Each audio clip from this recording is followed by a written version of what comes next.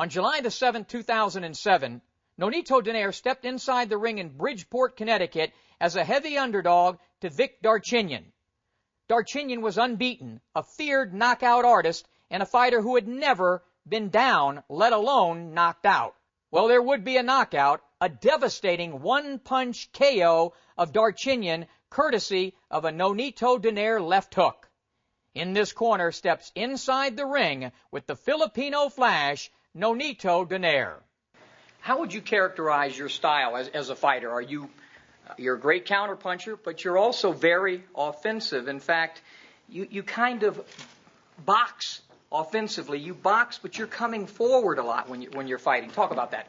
Well, the thing about me is that, yeah, I am a very good counterpuncher because I look at everything. I see the mistake of my opponent. And I'm the type of person, once I figure you out, then it's over. Because I know where your hand's going to be when you punch. I know where your body's going to be when you punch. And I know where your balance is going to be when you punch. Because you'll see some guys, when they punch, boom, boom, their balance is here.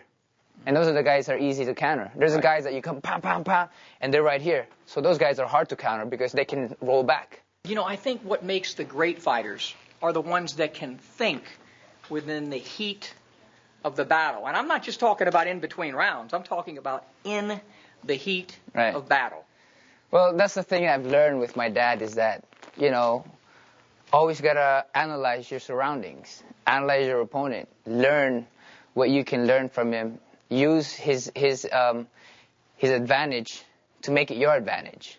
You know, like when I do this, you know, when I come in, it's going to be harder for me if I get hit with the jab. Right. Rather than doing this. If I get hit with the jab, it's not as hard. But if I'm moving left, right, it's harder for you to hit me. You know, so for everything that we know is that, like life, there's always something good, and there's always something bad. There's always a positive and negative in it. So, you know, all the things that I do, I try to counter, like, when I'm throwing my jab, I want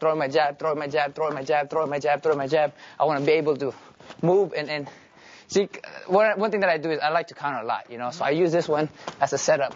So you're setting up your counter. So when you throw a jab, when you throw it right here, just right in the face, a jab, throw a jab in there, bam, bam. See, a lot of guys see your jab is there, so I can't come up because you're covered here.